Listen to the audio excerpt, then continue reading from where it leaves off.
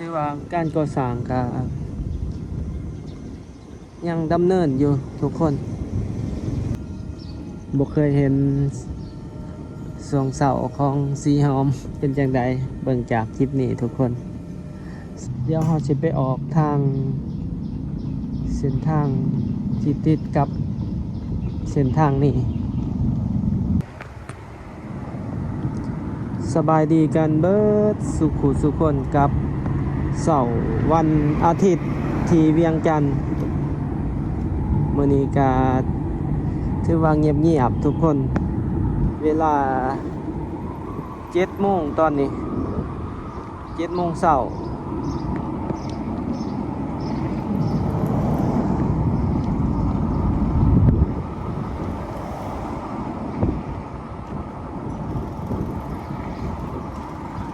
ถือว่าเส้นทางเปียกๆเลยมื้อนี้เพราะว่าเมื่อคืนนี้ฝนตกมื้อนี้ก็สิพาทุกคนรอเบิ่งรอชมเวียงจันทน์จากดงปลานลงไปแถวสีหอมเลยทุกคน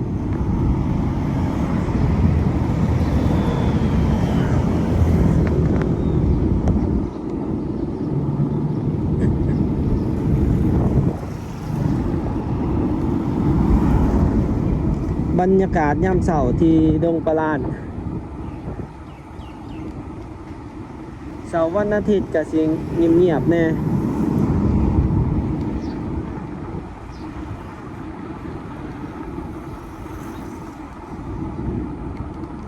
สิพาทุกคนรอออกจากเส้นดงปลานลงไปสู่เส้นทางภูเวียงลงไปทางสีหอมทุกคนไปเบิ่งในเขตถนนสีหอมเขาเจ้าก็สร้างหอดไซส์แล้ว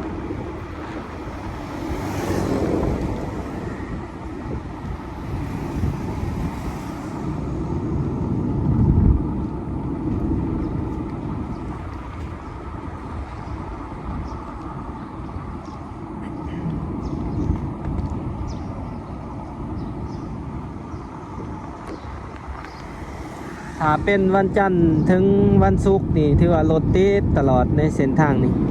รถจะหลาย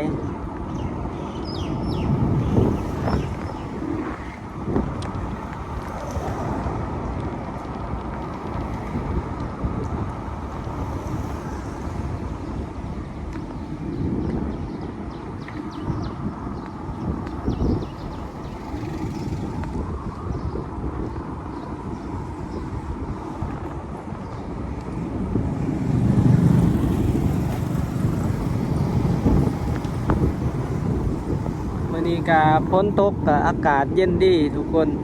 เส้นทางก็สะอาด บ่มีฝุ่นสะดวกสบายทั้งหน้าเฮาก็เป็นโครงการก่อสร้างศูนย์การค้าโรงแรมแล้วก็สิมีการก่อสร้างตึกที่สูงที่สุดในนครหลวงเวียงจันทน์ก็คือตึกที่มีความสูง140 เมตรทุกคนความสูง45 ชั้นตัวนี้จะเป็นตัว12 ชั้นแต่ว่าตัว45 ชั้นนี่กำลังลงเสาเข็มนี่กำลังเขาเจ้ากำลังลงเสาเข็ม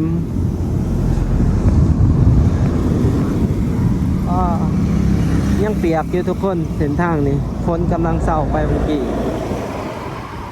เส้นทางคูเวียงลงไปปากสันเวียงจันทน์เซ็นเตอร์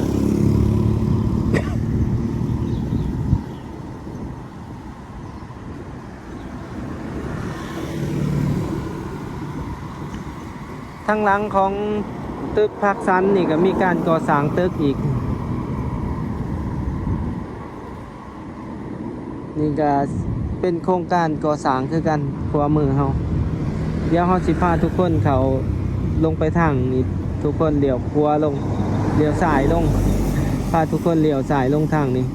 สิบ่ได้ผ่านหน้าของพักสัน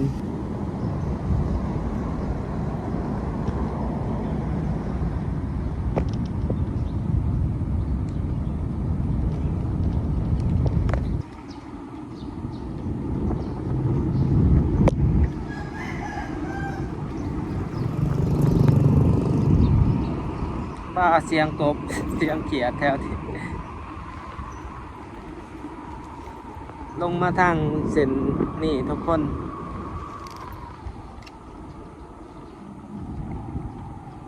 ทางหน้าเฮากับเป็นของการบ้านสีเมือง วัดสีเมืองเฮาลงมาทางสายมือเฮากับเป็นวัดสีเมืองทุกคนบรรยากาศยามเสาร์วันอาทิตย์เวลา7 โมงตอนนี้คือว่าถนนหลายๆสายในเวียงจันทร์ก็มีการปรับปรุงใหม่เราสิเห็นว่าเส้นทางจะดีกว่าในหลายๆปีเส้นทางในเมืองก็ถือว่ามีการปรับปรุงเกือบประมาณเกือบทุกเส้นทุกคนสำหรับในเมืองกันเนาะมีการลาดยางใหม่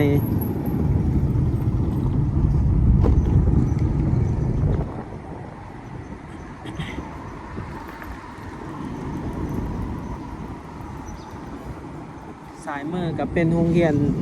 มัธยมเพียวัด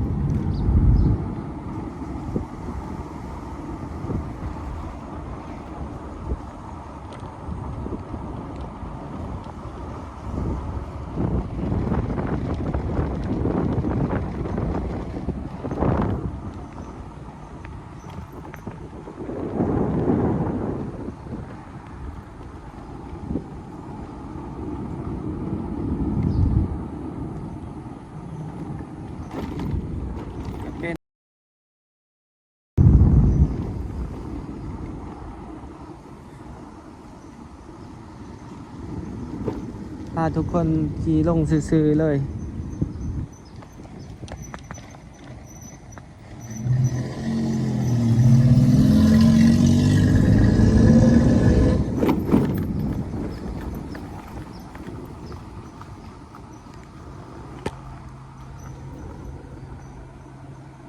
ถนนก็ยังเปียกๆเลยตอนนี้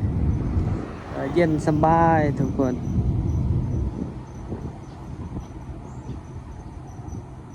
ช่วงนี้กับบริไปใช้ใกล้ทุกคนก็เลยพาเบิงพาส้มนครหลวงเวียงจันทร์คลิปอาจสีซ้ำเนี่ยเด้อทุกคนอาจจะพาเบิงในสถานที่เก่าๆที่เราเคยถ่าย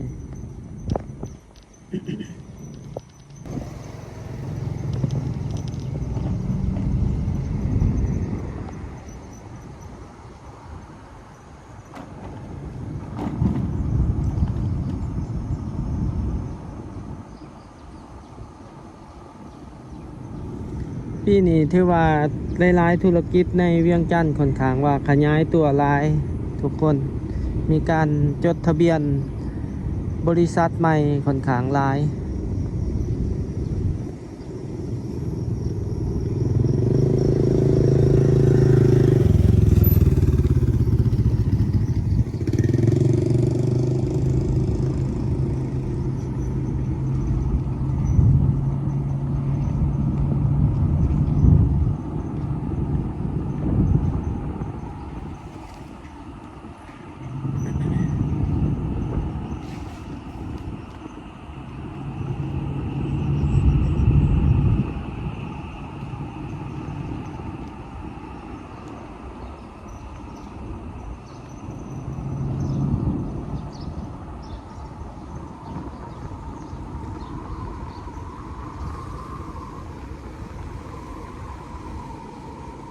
บรรยากาศเงียบๆเย็นสบายมื้อนี้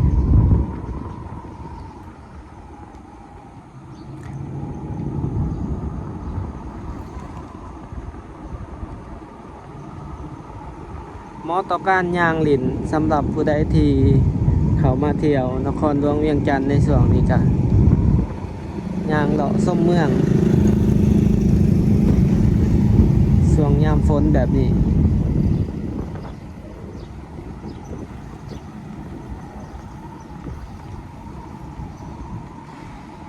หลายๆเส้นทางแล้วก็หลายๆตึกก็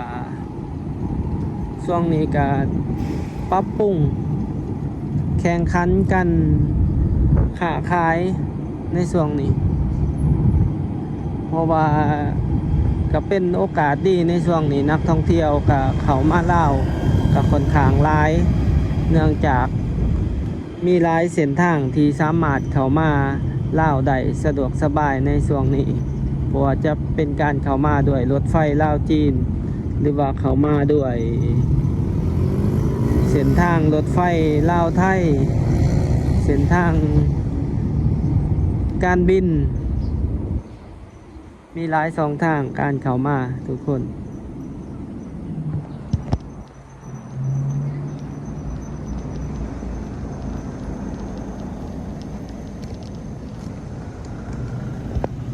เดี๋ยวเราสิพาทุกคนเลี้ยวซ้ายไปทางสีหอม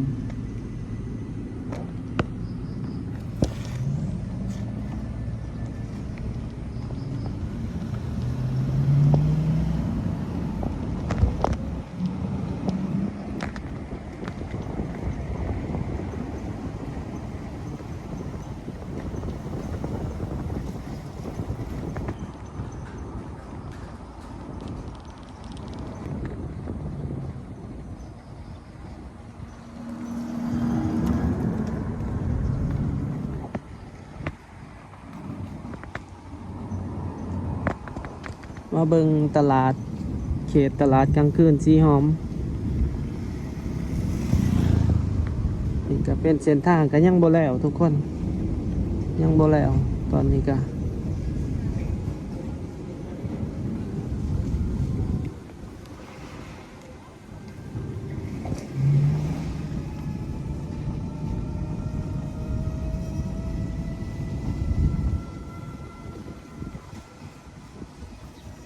ถือว่าการก่อสร้างก็ยังดำเนินอยู่ทุกคนก็มีหลายอย่างมีทางการเอาสายไฟลงดินแล้วก็การก่อสร้างถนนนี่ก็เป็นบรรยากาศช่วงเช้าของเขตนี้ก็สิประมาณนี้สำหรับผู้ใดที่บ่เคยเห็น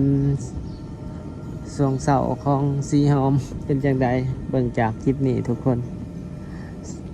เขตนี้ก็ส่วนใหญ่ก็สิเป็นบ้านพักโรงแรมร้านอาหารร้านนวด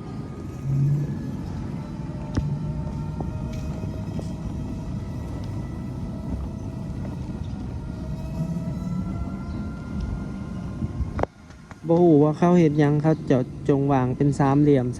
นี่นะทุกคนก็บ่เข้าใจเดี๋ยวเราสิอ้อมกลับ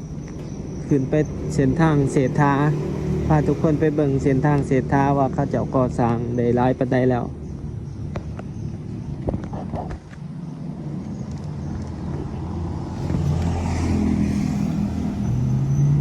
ครับลงไปทางเก่าสิพาทุกคนอ้อมไปเส้นทางเศรษฐาบัดนี้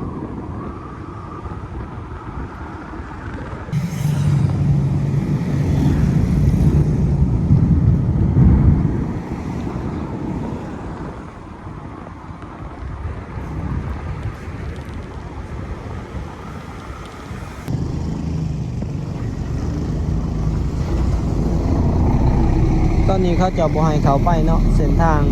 เศรษฐาเพราะว่าเขาจะมีการก่อสร้างเดี๋ยวเราสิพาทุกคนออกขึ้นไปทางนี่ทุกคนเข้ามาทางหลังวัดองค์ตื่อ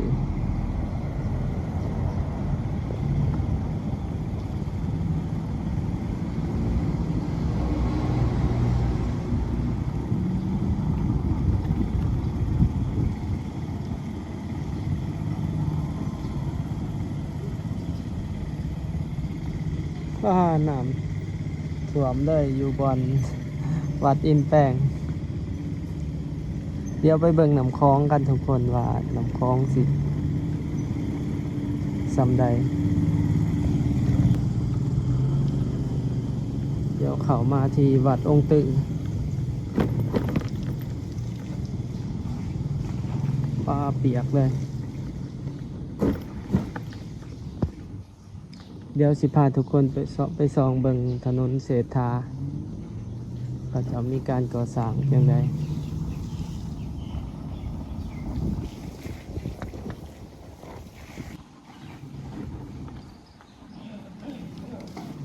นี่ทุกคน ตอนนี้ถนนเศรษฐาเขาจะยังมีการเร่งก่อสร้างอยู่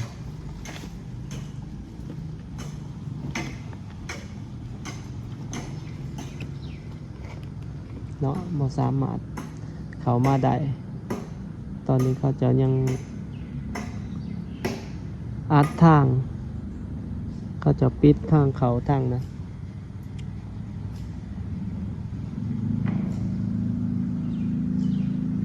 สำหรับผู้ใดที่จะใส่ทางนี้กะเบิ่งจากคลิปนี้เนาะยังใส่บ่ได้ทุกคนก็ถือว่าบอกข่าวบอกต่อกันได้เด้อสำหรับส่วงนี้น่าจะประมาณอีก 3-4 มื้อพุ่นละเขาจะจัง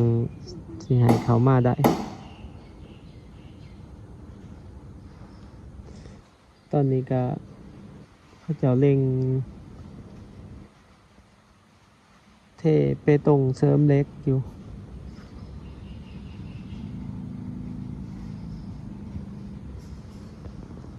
เดี๋ยวเราไปเบิ่งบรรยากาศแถวแคมป์ของไปเบิ่งบรรยากาศน้ำคลองเบิ่งทุกคนว่าน้ำคลองเป็นอย่างไรในช่วงนี้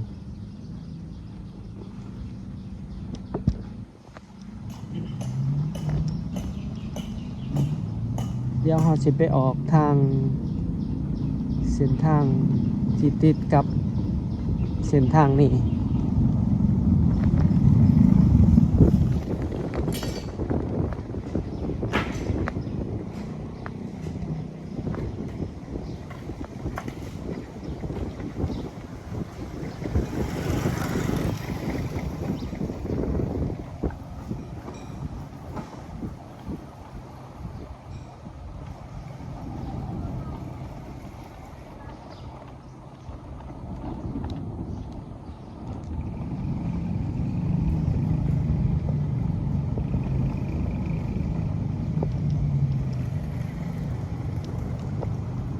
ในเขตนี้ก็ถือว่า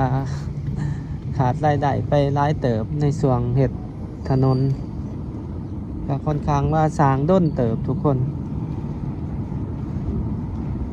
สำหรับถนนสายในใจกลางเมืองคือเขตสีหอมเนาะเขตใจกลางเศรษฐกิจก็ค่อนข้างว่าใช้เวลาด้นเติบในการก่อสร้างเกือบ2 เดือนแหละสำหรับการก่อสร้างในเขตนี้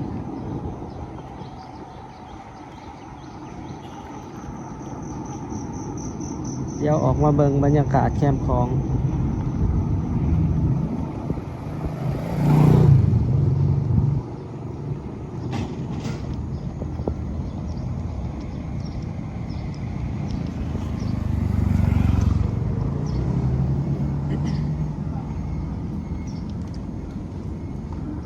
ละสำหรับในคลิปนี้ก็สิมีอยู่ประมาณนี้เด้อทุกคนแล้วเฮาสิต่อคลิปหนาเนาะสำหรับคลิปนี้ก็สิถ่ายให้ทุกคนเบิ่งประมาณนี้กับบรรยากาศฝนตกยามเช้าวันอาทิตย์